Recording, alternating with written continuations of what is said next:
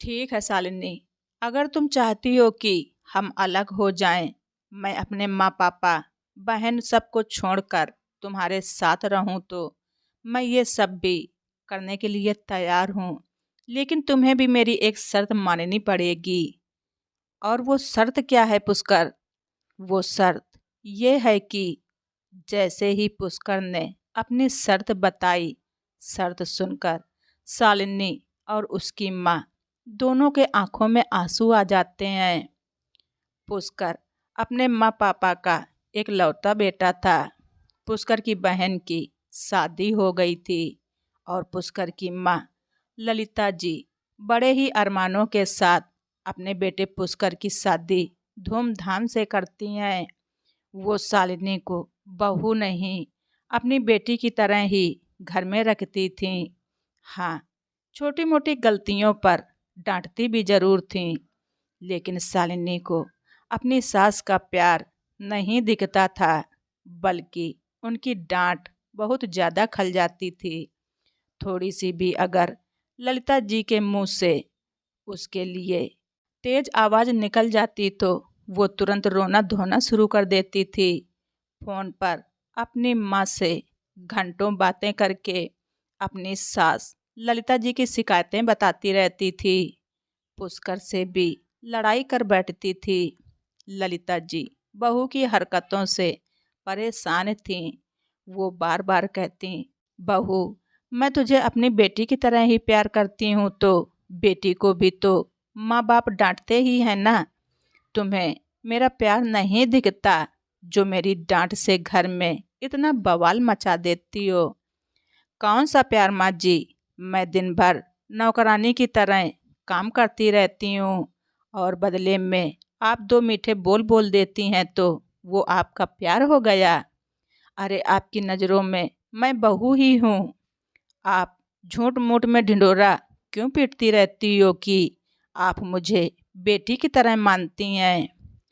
अब बेचारी ललिता जी कुछ बोल ही नहीं पाती, क्योंकि वो फालतू में घर में कलेश नहीं करना चाहती थी।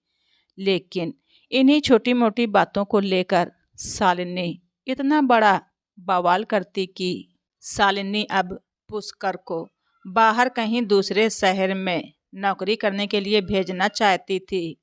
पुष्कर अपने माँ पापा को छोड़कर दूसरे शहर में नौकरी नहीं करना चाहता था। इसीलिए बार बार वो शालिनी को समझाता और मनाते हुए कहता, शालिनी, तुम समझने की कोशिश करो। मैं अपने माँ पापा का अकेला हूँ। कल को अगर माँ पापा को कोई परेशानी हो गई तो मैं क्या करूँगा? दूसरे शहर से आते आते तो बहुत देर हो जाएगी। फिर कौन देखेगा इन्हें? देखो, मैं कुछ नहीं जानती। मेरी भी जिंदगी है। मैं ऐसे रोज रोज लड़ाई झगड़ा करके नहीं जीना चाहती हूँ। अभी तो तुम्हारे मम्मी पापा के हाथ पैर सही सलामत हैं। जब तक मम्मी पापा सही सलामत हैं, तब तक तो वो लोग अपना आराम से गुजारा कर ही सकते हैं। जब किसी को कुछ होगा तो तब की तब देखा जाएगा। शालिनी भी अपनी तरफ से पूरी कोशिश करती है पुष्कर को मनाने की, वो कहीं बाहर चलकर कोई नौकरी करे। लेकिन पुष्कर भी जिद पर अड़ा था कि जब अच्छी खासी नौकरी घर से ही चल रही है तो फिर बाहर जाने की क्या ज़रूरत है। जब शालिनी अपनी सारी कोशिशें करके हार गई और पुष्कर बाहर जाने के लिए तैयार नहीं हुआ तो आखिरकार वो गुस्से में अपने मायके चली जाती है, ये कहते हुए कि जब तक बाहर नौकरी नहीं करोगे तब तक मैं इस घर में वापस लौटकर नहीं आऊँगी। जिस दिन आपको बाहर नौकरी मिल जाएगी और हमारे रहने की व्यवस्था कर लोगे, उस दिन मुझे बुला लेना। पुष्कर ने शालिनी को बहुत मनाने की कोशिश की। ललिता जी ने भी बहुत समझाया और कहा, बहू, आज के बाद मैं अपना मुंह बंद करके रखूंगी, तुझे कुछ भी नहीं कहूंगी। लेकिन ऐसे हमारे घर की इज्जत को बदनाम करके मत जाओ। लेकिन शालिनी न पुष्कर की सुनती है और ना ही अपनी सास की सुनती है। उसे तो घर छोड़ने की धुन सवार थी और निकल गई अपने मायके के लिए। आज शालिनी को मायके गए हुए पूरे 3 महीने हो गए थे। इन 3 महीनों में पुष्कर ने कई बार फोन करके शालिनी को मनाने की कोशिश की, उसे वापस लाने की कोशिश की, लेकिन शालिनी अपनी जिद से हटी नहीं। ललिता जी ने भी कई बार फोन करके शालिनी को और शालिनी की माँ को समझाने की कोशिश की, लेकिन शालिनी अगर शेर थी तो उसकी माँ सवा शेर निकली। वो तो शालिनी से भी ज्यादा बातें बना रही थी। बेटी की इतनी तकलीफें बताती कि तकलीफें सुनकर खुद ही ललिता जी डूब मरती। बेचारी बेगुनाह होते हुए भी सबकी नज़रों में गुनहगार बन गई थीं। अब ललिता जी दुखी रहने लगी थीं। बेटे के घर टूटने का कारण वो खुद को ही मानने लगीं। बार बार रोती रहती। माँ की हालत जब पुष्कर को देखी नहीं गई तो उसने एक बार आखिरी कोशिश की और पहुंच गया अपनी ससुराल। पुष्कर ने शालिनी को मनाया, उसके आगे हाथ भी जोड़े। शालिनी प्लीज घर चलो, माँ की हालत बहुत खराब है। जब से तुम घर छोड़कर आई हो तब से माँ न ढंग से खाती पीती हैं और ना ही सोती हैं, बस रात दिन रोती ही रहती हैं। शालिनी चलो ना, तुम्हारे बिना मेरा घर सूना पड़ा है, बिल्कुल अच्छा नहीं लगता घर में। मेरा भी मन नहीं लगता घर पर तुम्हारे बिना। पुष्कर की प्यार भरी बातें सुनकर शालिनी और भी जानबूझकर गुस्से में बोलती। जब शालिनी अपनी जिद के आगे टस से मस ना हुई तो आखिरकार गुस्से में पुष्कर बोल ही पड़ा, ठीक है, तुम यही चाहती हो ना कि मैं अपने माँ पापा से अलग होकर रहूं, तुम्हें कहीं बाहर लेकर रहूं, तो ठीक है, मैं तुम्हें बाहर लेकर रहूंगा। इतना सुनते ही शालिनी खुश हो जाती है, साथ ही साथ उसकी माँ के चेहरे पर भी मुस्कान आ जाती है। फिर पुष्कर बोलता है, लेकिन मेरी भी एक शर्त है। शर्त? कैसी शर्त? हैरानी से शालिनी ने पूछा। वही शर्त शालिनी, जो पाबंदी तुमने मेरे ऊपर लगाई है, वही पाबंदी तुम्हें खुद के ऊपर भी लगानी पड़ेगी। मैं कसम खाता हूँ कि आज के बाद मैं अपने माँ पापा से नहीं मिलूँगा, अपनी बहन से भी नहीं मिलूँगा, लेकिन तुम्हें भी वही कसम खानी पड़ेगी कि तुम भी अपने माँ पापा, अपने भाई बहन से रिश्ता तोड़ दोगी, उनसे कोई मतलब नहीं रखोगी, उनसे कभी मिलने नहीं आओगी और ना ही उन्हें अपने घर बुलाओगी। बोलो मंजूर है? तुम्हें मेरे साथ अभी चलना पड़ेगा। इतना सुनते ही शालिनी और उसकी माँ की आंखों में आंसू आ जाते हैं। दामाद जी, ये आप कैसी बातें कर रहे हो? भला मायका किसी का छूटता है क्या? माँ जी, छोटा मुंह बड़ी बात। शायद मेरी बातें आपको अच्छी न लगें, लेकिन यहाँ बात मायके और ससुराल की नहीं है। यहाँ बात खुद के अपने माँ पापा की, भाई बहन की है।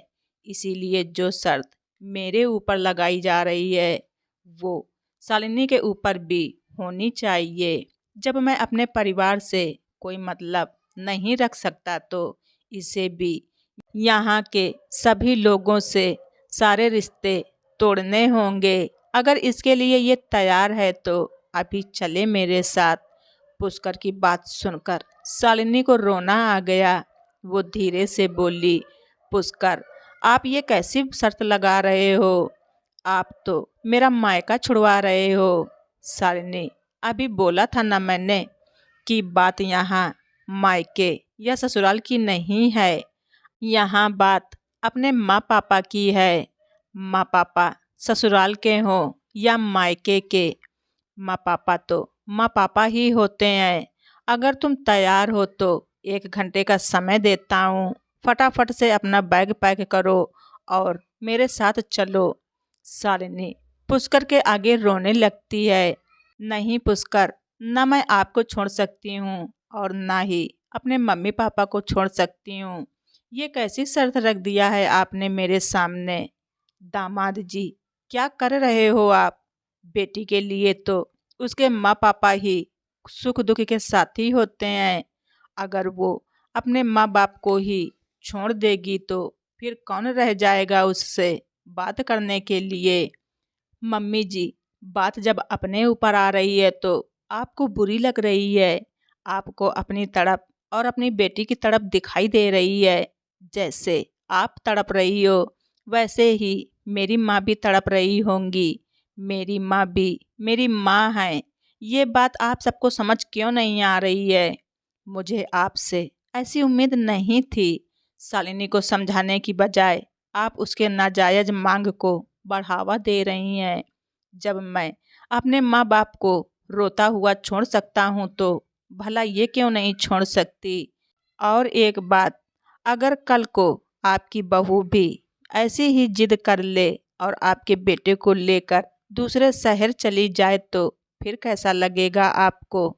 एक बार अपने आप को मेरी माँ की जगह रख कर जरूर सोचना, फिर शायद आपको मेरे मम्मी पापा की तकलीफ समझ में आ जाएगी। शालिनी, अब 5 मिनट हैं, तुम्हें चलना है तो चलो, नहीं तो मैं तुम्हें छोड़ देता हूँ।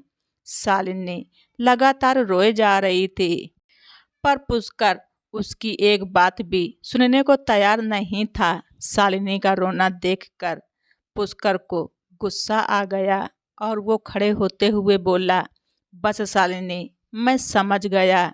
कहने में और करने में बहुत अंतर होता है। खुद के मम्मी पापा को छोड़ने में दिक्कत हो रही है, लेकिन मेरे मम्मी पापा को छुड़वाने में तुम्हें जरा भी संकोच नहीं हो रहा था तो मेरी बात भी कान खोल कर सुन लो। जब तुम अपने मम्मी पापा को नहीं छोड़ सकती हो तो भला मैं अपने मम्मी पापा को कैसे छोड़ सकता हूँ? इसलिए मैं वापस जा रहा हूँ अपने मम्मी पापा के पास। अगर तुम्हें मेरे साथ रहना है तो कल सुबह चुपचाप घर चली आना, नहीं तो उसके दूसरे दिन मैं तुम्हें तलाक के पेपर भेज दूंगा। फिर आराम से पूरी जिंदगी अपने मायके में अपने मम्मी पापा के साथ गुजारना। मैं बिल्कुल भी दखल अंदाजी नहीं करूँगा, ना ही फ़ोन करूँगा, ना ही आना जाना होगा, ना ही कोई मतलब रहेगा। अब फैसला तुम्हें लेना है। तुम्हें जो सही लगे सोच समझ कर लेना। तुम्हारे पास कल सुबह तक का टाइम है। कहते हुए गुस्से से पुष्कर वापस चला जाता है। अब शालिनी का रो रो कर बुरा हाल था। यहाँ तो पूरा पासा ही पलट गया था। शालिनी की माँ भी बेटी के आंसुओं को देखकर रोए जा रही थी। आखिरकार शालिनी की भाभी ने आकर शालिनी से कहा, दीदी, ये कैसी हरकतें कर रही हो आप? आपको समझ में भी आ रहा है कि आप कर क्या रही हो? कितना गलत काम कर रही हो आप? अगर आपकी नज़रों में ये सही है तो फिर मेरे लिए भी बहुत अच्छा रास्ता है ना। मैं भी अपने पति के साथ 1 महीने में यहाँ से कहीं दूसरे शहर चली जाऊंगी। फिर रहना आप अपने मम्मी पापा के साथ अकेले। बहू, ये कैसी बातें कर रही हो तुम? माँ जी, आप तो चुप ही रहिए। मैं कैसी बातें कर रही हूँ और कैसी नहीं कर रही हूँ, मुझे सब पता है। जब शालिनी दीदी अपने सास ससुर को नहीं समझती तो आप भी तो मेरे सास ससुर ही हो ना। मैं आपको भला इतना महान क्यों बनाऊं? और वैसे भी मैंने भी सोच लिया है, मैं भी अब सुरेश जी के साथ 1 महीने के अंदर ही कहीं दूर दूसरे शहर में जाकर रहने लगूंगी। फिर आप दोनों आराम से रहिएगा। भाभी की बातें सुनकर, पुष्कर की बातें सुनकर, आगे के बारे में सोचकर शालिनी कांप जाती है। अगर सच में भैया भाभी चले गए, पुष्कर जी से भी रिश्ता टूट गया तो मैं माँ के साथ अकेली पूरी जिंदगी क्या करूँगी। माँ भी पके आम की तरह है, आज नहीं तो कल साथ छोड़ ही देंगी। फिर मैं अकेली पूरी जिंदगी, ये सब सोचकर ही डर जाती है। काफ़ी सोच विचार कर अपने आंसुओं को पोंछते हुए अपनी माँ से कहती है, माँ मैं समझ गई, शादी के बाद एक लड़की के लिए उसका पति ही सब कुछ होता है, बिना उसके सब कुछ 4 दिन की चांदनी है। कल सुबह क्यों माँ, मैं आज शाम को ही क्यों ना अपने ससुराल चली जाऊं। शालिनी की बात सुनकर उसकी माँ ने भी रोते हुए हाँ में सिर हिला दिया, क्योंकि बहू की बातें सुनकर उनके मन में भी एक डर बैठ गया था। इसीलिए चुपचाप से दोनों ही माँ बेटी रास्ते पर आ गईं। शाम होते होते शालिनी अपने ससुराल पहुंच गई। शालिनी को अचानक से सामने देखकर पुष्कर और सास ललिता जी दोनों ही हैरान थे। ललिता जी के चेहरे पर मुस्कान आ गई थी और तुरंत ही आगे बढ़ते हुए बहू शालिनी का हाथ पकड़ के अंदर ले जाती हैं। आजा बहू, आजा, बहुत देर कर दिया तूने आने में। हाँ माँ जी, सच में बहुत देर कर दी। माँ जी मुझे माफ़ कर दीजिए, मुझसे बहुत बड़ी गलती हो गई है। शालिनी को रोता हुआ देखकर ललिता जी ने कहा, बहू एक काम करो, जो भी गिला शिकवा है सब कुछ उस चौखट के बाहर ही छोड़ दो। इस घर में तुम इस घर की बहू बनकर आओ। पिछली बातों को कोई याद नहीं करेगा, ना ही कोई इस घर में उन बातों का जिक्र करेगा। बहुत दिनों के बाद मेरे घर में खुशियाँ आई हैं। कहते हुए ललिता जी शालिनी का हाथ पकड़कर अंदर ले जाती हैं। पुष्कर चुपचाप बैठा मोबाइल देख रहा था। उसने नज़र उठाकर भी शालिनी को नहीं देखा। शालिनी पुष्कर को देखती रही। पुष्कर की बेरुखी देखकर शालिनी रोने लगी। पुष्कर के पास जाकर कहती है, पुष्कर जी प्लीज़ मुझे माफ़ कर दीजिए। मैं कुछ देर के लिए बहक गई थी, लेकिन मैं अब गलती से भी ऐसी गलती नहीं करूँगी। एक बार आखिरी बार मुझे माफ़ कर दीजिए। कहते हुए शालिनी रोने लगी। शालिनी को रोता हुआ देखकर पुष्कर ने अपनी माँ की ओर देखा तो ललिता जी मुस्कुराते हुए पुष्कर को सब कुछ भूल जाने के लिए कहती हैं।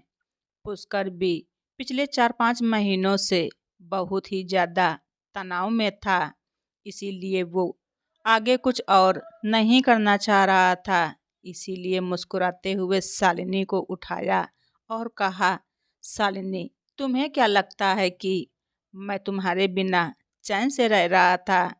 तुम मेरी पत्नी हो, पति के बिना पत्नी, पत्नी के बिना पति अकेले कैसे रहते हैं ये बताना बहुत ही मुश्किल होता है। तुम्हें अपनी गलती का एहसास हो गया है, मेरे लिए यही बड़ी बात है। अब तुम अपने घर में वापस आ गई हो तो जाओ अपने घर गृहस्थी संभाल लो। पुष्कर की बात सुनकर शालिनी पुष्कर के गले लगकर रो पड़ती है। ललिता जी मुस्कुराते हुए वहाँ से बाहर चली जाती हैं। माँ के चेहरे पर मुस्कान देखकर पुष्कर के चेहरे पर भी एक मीठी सी मुस्कुराहट आ जाती है। तो दोस्तों आप सभी लोगों को हमारी ये स्टोरी कैसी लगी कमेंट बॉक्स में ज़रूर लिखें। चैनल पर नए हैं तो सब्सक्राइब करना ना भूलें। धन्यवाद। रिचा वॉइस।